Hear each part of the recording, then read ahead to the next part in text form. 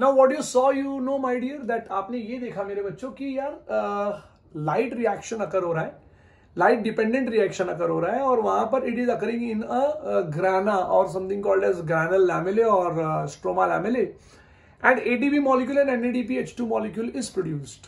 So right, so ATP molecule is the energy molecule and NADPH2 molecule is something called as a reducing power, which is given in your textbook basically. लेकिन ये क्यों हुआ? Why did this happen? क्या reason था और क्या जरूरत थी इसकी होने के लिए? रीजन था लाइट एनर्जी. सोचिए प्लांट कितने वाइज है, how they are working for their life, right. एक ही काम वो जिंदगी भर से करते चले आ रहे हैं. अच्छी बात यह कि उस चीज की आवाज नहीं आती. अगर वो आवाज आती तो एकदम फैक्ट्री जैसा कर कर कर कर चलते रहता. नाउ नेक्स्ट पॉइंट इज कि वो एटीपी मॉलिक्यूल प्रोड्यूस किया गया है something called as fixation of carbon. ये जो कार्बन डाइऑक्साइड आप देखते हैं ना, हमने पढ़ा था ना 22 ये वो ऐसा 2200 ऐसे करके, याद है हमने पढ़ा था पहले लेक्चर में. सो वो इतने बिलियन टन्स ऑफ जो कार्बन डाइऑक्साइड प्रेजेंट है, it has to be fixed up. अब फिक्स करने के लिए प्लांट जो है वो आपके पास नहीं आते हैं एनर्जी मांगने के लिए, भैया मुझे एनर्जी दे दो, बिना एनर्जी के मैं काम कैसे कर सकता हूं. वो अपना एनर्जी खुद बनाते हैं by the help of solar energy. So therefore they are termed as producers, they are the synthesizers, ये से बड़े बड़े नाम है उसके.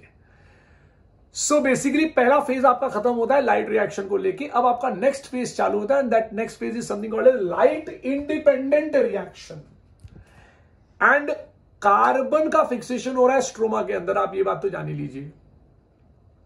सो light independent reaction is a second phase of photosynthesis my dear, second phase of photosynthesis in which carbon dioxide is fixed और reduced. जैसे water was oxidized, carbon dioxide is fixed or reduced to something called as glucose, and yes it occurs in a stroma of chloroplast जहां पे H+ थोड़ा लो था. It is independent of light, that is it does not require direct light my dear, and hence it is termed as dark reaction, a type of a reaction in which the direct light is not involved. It is termed as dark reaction. The product of light reaction was namely something called as ATP molecule and NADPH2 molecule that is used here. वो ATP molecule और NADPH2 molecule दोनों को use किया जाएगा. And the presence of dark reaction was first established by a great scientist called as Blackman. Blackman.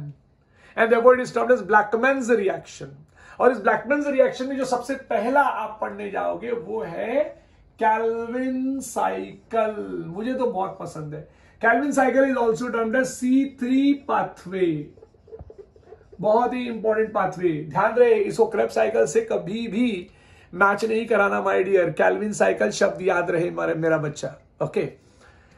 A well-known plant physiologist Dr. Melvin Calvin in 1954, आपके book में 1961 लिखा है क्योंकि 1961 में he got Nobel Prize with Dr. Benson. 1961 में उनको Nobel prize मिला था, बट 1954 में उन्होंने वो तैयारी शुरू कर दी थी. Right. So what he did was he discovered a correct path of carbon fixation, my dear, in photosynthesis. That is the sequence of a biochemical reaction. पहला वाला था photochemical reaction. ये सब है biochemical reaction. So biochemical reaction of carbon dioxide fixation into glucose, मेरा बच्चा. He carried out this experiment in what? On a green algae called as Chlorella and Cnidusmus. तो सबसे पहली बात इन्होंने एक्सपेरिमेंट किया किस पे? Chlorella and scenedesmus. ये आपको एग्जाम में आ सकता है कि भैया वो काम किस पे किया उन्होंने. क्लोरेला एंड सेनेडस्मस मेरे बच्चे. और हां ये लोग क्या थे? ये भैया यूनिसेल्युलर अलगा था. यूनिसेल्युलर एल्गे या अलगा लिख देता हूं, यूनिसेल्युलर अलगा था. And what he did, what he used, बहुत गजब का काम किया इन्होंने यूज किया रेडियो एक्टिव कार्बन C14. बड़ा गजब का काम किया. And C14 was used as a tracer. बता दो प्रॉब्लम क्या हुआ था इनका. राइट. अभी इन्होंने किया क्या मेरे बच्चों? इन्होंने बहुत सारे बड़े बड़े काम किए. एक्चुअली क्या हुआ कि कैल्विन साइकिल लिखा ना मैंने. Calvin cycle was discovered by sir Melvin Calvin. तो उन्होंने क्या किया? इन्होंने क्रोमैटोग्राफी भी किया.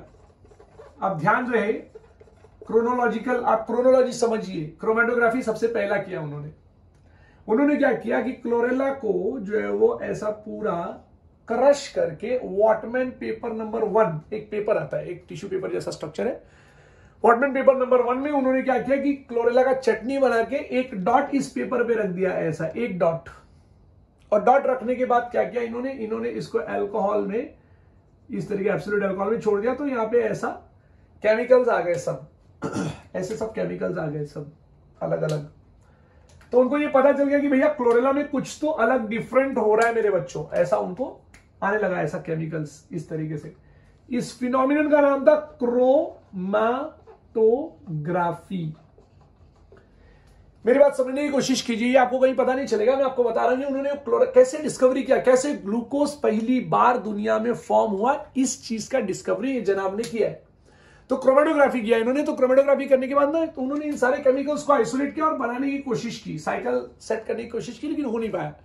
तो doctor Benson was a scientist, DR Benson, doctor Benson. आपको बताओ doctor Benson was a scientist to say कि भैया एक काम कर, तू है ना इसके अंदर ना C14 यूज कर। पहली बार दुनिया में क्रोमेटोग्राफी और रेडियो एक्टिविटी एक साथ यूज किया गया। नहीं, एज अ ट्रेसर तो ये सब बाद में रखूंगा मैं, बट एक साथ यूज किया गया ये ऐसे। जिस दिन ये यूज किया गया ऐसा, और जब इन्होंने ये रेडियो एक्टिव कार्बन डाला, तो आप यकीन नहीं करेंगे भाई, इसके बीच में बहुत सारे अलग अलग केमिकल्स भी मिले इनको यहां पे ऐसे। ये हुआ because of radioactivity my dear. और आप यकीन नहीं करेंगे, आज इसका, जैसे हम लोग बायोलॉजी एक सब्जेक्ट पढ़ते हैं ना, वैसे एक अलग सा टॉपिक सब्जेक्ट है जिसका नाम है ऑटो रेडियोग्राफी। मेरे बच्चों, आपके घर में जो भी फूड आता है, पैक्ड फूड या पैक्ड मसाला, कुछ भी चीजें आती है आपके घर में, उन सारे लोगों को ऑटो रेडियोग्राफी के थ्रू होकर गुजरना पड़ता है, क्योंकि उनको ये पता चल जाता है कि कौन कौन सा केमिकल उस कंटेंट के अंदर है। ये बहुत जबरदस्त बात है मेरे बच्चे, बहुत जबरदस्त बात, विच वॉज बीइंग डिस्कवर्ड। तो ये प्लीज आप इस बात को याद रखिए, ऑटो रेडियोग्राफी इन्होंने ऐसा दिखा दिया। आप यकीन नहीं करेंगे, जब ये कैल्विन साइकिल डिस्कवर, तो डॉक्टर मेल्विन कैल्विन ने डिस्कवर किया था, इससे इसका नाम कैल्विन साइकिल पड़ा। अब इसका नाम कैल्विन बेंसन साइकिल भी पड़ गया। मुझे बोलने की जरूरत नहीं है कि वाई इसका नाम कैल्विन बेंसन साइकिल था। ये पहला नाम कैल्विन साइकिल, दूसरा नाम कैल्विन बेंसन साइकिल। देखिए क्या जबरदस्त तरीके से इन्होंने डिस्कवरी की है मेरे बच्चों, जबरदस्त तरीके से। कैल्विन बेंसन साइकिल आ गया अभी, क्योंकि इन्होंने कैल्विन बेंसन साइकिल, कैल्विन और बेंसन ने मिलकर काम किया था। Not only that my dear, जब इन्होंने रिएक्शन कंप्लीट किया, तो आप यकीन नहीं करेंगे, इसके अंदर जो पहला फर्स्ट स्टेबल कंपाउंड जो इनको मिला, the first stable compound was अभी मेरे को थोड़ा सा ऊपर का पार्ट मिटाना पड़ेगा। The first stable compound was what? आप याद रखो, ब्लैकमैन्स रिएक्शन के नीचे आता है कैल्विन साइकिल। हाँ, ब्लैकमैन्स रिएक्शन का दूसरा नाम कैल्विन साइकिल नहीं है, याद रखना। ब्लैकमैन्स रिएक्शन का मतलब होता है डार्क रिएक्शन। हाँ क्या? हाँ, तो ब्लैकमैन्स रिएक्शन का नाम कैल्विन साइकिल नहीं है। कैल्विन साइकिल एक अलग सा प्रोसेस है जो डार्क रिएक्शन का पार्ट है, ठीक है? ओके, सो डार्क रिएक्शन में ग्लूकोज मॉलिक्यूल फॉर्म होता है। सबसे पहले तो लिख दो भैया, इसको बोलते हैं कैल्विन साइकिल, ये प्लीज याद रखो बच्चों। दूसरा नाम क्या आएगा? दूसरा नाम आएगा कैल्विन बेंसन साइकिल। पैदा क्या हुआ? ग्लूकोज मॉलिक्यूल, इसलिए इसका एक और नाम पड़ा biosynthetic pathway, right. First stable compound का नाम था फॉस्फोग्लिसरिक एसिड, लेकिन अभी वो नहीं लिखूंगा, इतना याद रखना। First stable compound contains 3 carbon atom, इसलिए नाम रखा गया C3 पाथवे, ठीक है? तो 1 2 3 4 4 नाम पड़ गया। तो डॉक्टर मेल्विन कैल्विन ने नाम रख दिया पे C3 पाथवे। ओके, अब जब ये C3 पाथवे रख दिया उन्होंने, तो बात यहां पे ये हो गई कि भाई ये C3 पाथवे कितने मिनट में होता है, क्योंकि लाइट रिएक्शन तो 10⁻⁹ सेकंड में खत्म हो गया। कैल्विन साइकिल कितने देर में से खत्म होता है? तो पता चला एक ग्लूकोज मॉलिक्यूल फॉर्म करने के लिए 90 सेकंड्स लगते हैं। प्लीज याद रखना 1 ग्लूकोज मॉलिक्यूल फॉर्म होने के लिए 90 सेकेंड्स लगेगा माय डियर। अब यहां पे तुम्हारा केल्विन साइकिल चालू होता है। तो केल्विन साइकिल को चालू करने के लिए एक पैटर्न है। नाउ व्हाट, इसके 3 स्टेजेस आपको दिखेंगे। 3 स्टेजेस का नाम होता है, मैंने रखा हुआ है कर्फर। नाउ व्हाट इज कर्फर? तो first stage will be carboxylation, ठीक है। Second stage will be something called as reduction, okay. हाँ, तो पहले स्टेज का नाम क्या है? पहले स्टेज का नाम है कार्बोक्सिलेशन, दूसरे स्टेज का नाम है रिडक्शन, तीसरे स्टेज का नाम है, थर्ड ए बोलते हैं हम लोग इसको, formation of sugar. Formation of sugar का दूसरा नाम क्या होता है? Glycolytic reversal. अभी क्यों रखा गया मैं आपको ये बताऊंगा बाद में। ग्लाइकोलाइटिक रिवर्सल और रिवर्स ग्लाइकोलाइसिस भी बोलते हैं। और आ गया थर्ड बी, जिसको बोलते हैं रीजनरेशन, ठीक है। So there are 3 stages, first, second, third A, third B मेरे बच्चों।